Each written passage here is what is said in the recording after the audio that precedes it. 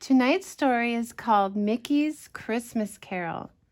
And I think I'm just going to read one tonight because this one's pretty long. And you might be asleep by the time it's over.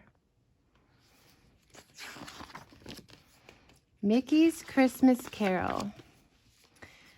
One snowy Christmas Eve, one person was not thinking about trees or presents. His name was Ebenezer Scrooge. Scrooge hurried past a group of carolers. "God bless you, sir," one of them called out. "Please spare a coin for a poor, hungry child." "Bah, humbug," replied Scrooge. "If the poor want to be rich, let them work as hard as I do." With his cane, Scrooge knocked the snow from the sign above his office door. He was thinking about his partner, Jacob Marley, who had passed away 7 years ago that very night. "He was a good one. He robbed the widows and swindled the poor," Scrooge chuckled to himself. That's awful. Scrooge's clerk, Bob Cratchit, was busily working. "It's freezing today," he thought. "Surely Scrooge won't miss one little piece of coal." "Caught you!" Scrooge shouted, bursting into the room. "That coal costs a pretty penny, you know." "I was just trying to thaw my ink," stammered Cratchit. "Bah, you used a piece last week," the miserly Scrooge replied. "Now get back to work." He wanted to put a little piece of coal in there to heat up his ink and stay warm. He wouldn't even let him do that. Old Scrooge sat down at his desk and lovingly polished his gold coins until they glowed brightly. He weighed them on the scales and stacked them carefully on the desk top. With a quill pen, he scratched figures in an enormous book. Suddenly, the door flew open with a bang. "Merry Christmas!" cried Scrooge's nephew Fred, offering his uncle a wreath and an invitation to Christmas dinner. "What's this? Poor Cratchit still working on Christmas Eve? Bah, humbug!" snorted Scrooge, snatching the wreath from Fred and throwing it into the fire. "Oh, my goodness. We never close. Now, good day to you, sir. There's work to be done." Fred tipped his hat and left, giving Cratchit a look of pity. He felt sorry for him having to work for mean old Scrooge. "Off to spend Christmas Day at home," thought Cratchit as he jumped down from his stool. "Mind you're in even earlier the day after, and don't forget my dirty laundry," snapped Scrooge. Cratchit nodded as he snatched up the bag of laundry and shouted "Merry Christmas" as he left. Scrooge looked up at his office and hurried home. Scrooge locked up his office and hurried home. "Am I seeing things? No, it couldn't be. Jacob Marley, is that you?" gasped Scrooge, looking at his door knocker. The face on the door called softly, "Scrooge!" Frightened, Scrooge yanked open the door and ran inside and slammed the door behind him. Scrooge ran up the stairs, 3 at a time, but behind him he could hear the sound of chains clanking. Looking over his shoulder, he froze in his tracks. It was the ghost of Marley. Scrooge ran into his bedroom and bolted the door shut.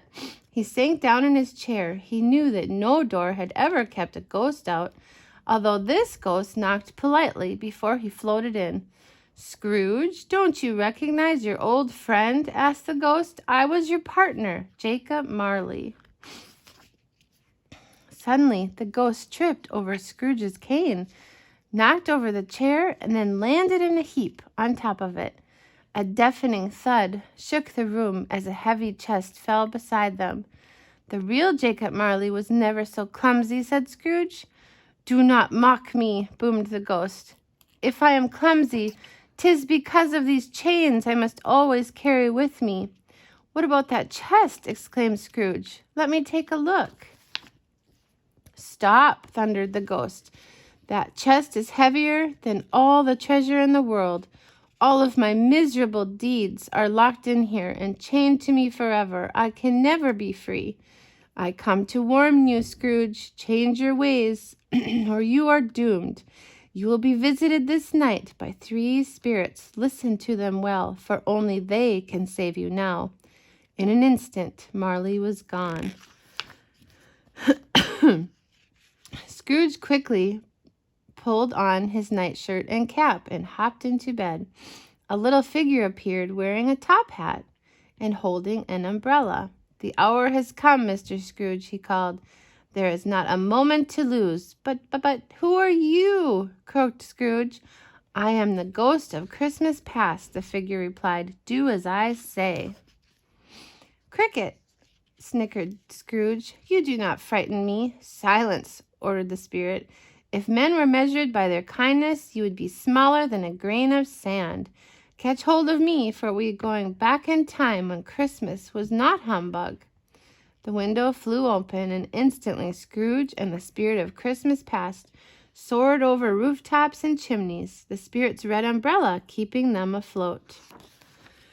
They stopped outside the window of a brightly lit house. "It's Isabel," cried Scrooge, remembering the girl he'd once loved. "But who is that she's dancing with so merrily?" "That man was you, Scrooge," whispered the spirit, "in the days when you, too, were kind and cheerful." Then the spirit whisked Scrooge away to another scene. Scrooge's younger self sat behind his desk laden with money, but Isabel was crying. "Your greed drove her away, Ebenezer," said the spirit. "You were to marry, but you loved only money." "I wanted us to be happy, to be rich," moaned Scrooge. "You left her with nothing," accused the spirit. Suddenly, Scrooge found himself back in bed. That must have been a bad dream, he thought. Then he thought of Isabel and how his love of money had ruined his chance of happiness with the girl he loved. Scrooge was sobbing into his pillow when he felt a heavy hand on his shoulder. "I am the ghost of Christmas present," boomed a giant. "Oh, please," cried Scrooge, "spare me." The giant picked up Scrooge. "So, this is the rogue who swindles ladies," he chortled. "Money cannot buy you happiness, and only my generosity can save you now. Have a grape, why don't you?" With that, the spirit took an enormous bunch of grapes from his pocket and dropped Scrooge onto it. Scrooge called out for help.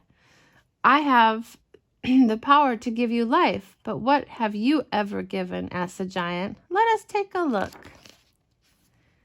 "There's no time to lose," the spirit cried, scooping up Scrooge. He pushed open the roof and stepped out. The giant carried Scrooge down the street and then stopped, picked up a street lamp, and shone the light upon a tiny rundown house. Look at that. He's so big, the street lamp is like a flashlight to him. "What a dreadful little house!" exclaimed Scrooge, looking in the window. "There's Bob Cratchit. Does he live here?" The spirit scowled. "Look how he lives, thanks to your generosity. Look at the food his family will eat this Christmas Eve." The hungry Cratchit family was about to eat the smallest goose Scrooge had ever seen. "What is in that huge pot on the stove?" he commented. "Your laundry," said the spirit. A small boy hobbled into the room leaning on a little crutch. "That is Tiny Tim," replied the spirit. "He is very sick. He must have good food every day to make him well again." When Scrooge stepped back from the window, the spirit had disappeared. A haze hung in the air. "Help!" he called. "Don't leave me here. Come back." The mist swirled around him until all he could see were clouds of white. Suddenly, Scrooge sneezed so hard that he went flying through the air, then landed in soft snow near some tombstones. The clouds cleared, and Scrooge was no longer alone. A horrible specter stood silently before him, breathing fog and mist. Suddenly the spirit spoke. "I am the ghost of Christmas yet to come. Who are you looking for in this lonely place?" "Please, sir, help me find Tiny Tim," begged Scrooge. Very slowly the spirit raised his hand and pointed to a tombstone. Scrooge looked and saw Bob Cratchit placing Tiny Tim's little crutch on a grave. Tears rolled down Cratchit's face. Scrooge's heart sank. He wanted to say how sorry he was when suddenly a bell began to toll. Scrooge turned away, tears in his eyes. Then he saw another grave gaping in front of him. Whose lonely grave is this?" he asked the ghost of Christmas yet to come. "Why, yours, Ebenezer," laughed the spirit, who removed the hood of his cloak. He lit a match and threw it into the grave. "Oh, please," cried Scrooge, "I'm so sorry. Tell me these events can yet be changed." But the spirit just laughed and slapped Scrooge on the back. "Help!" screamed Scrooge as he went flying into the pit. As he fell, he remembered all the people he had robbed and swindled in the past. "I'll change! Let me out! Let me—" Suddenly another bell rang. Scrooge opened his eyes, jumped out of bed, and ran to the window. The sun shone brightly. It was Christmas morning. But, if it is still Christmas morning," stammered Scrooge, "what the spirit showed me last night has not yet happened. Tiny Tim still lives."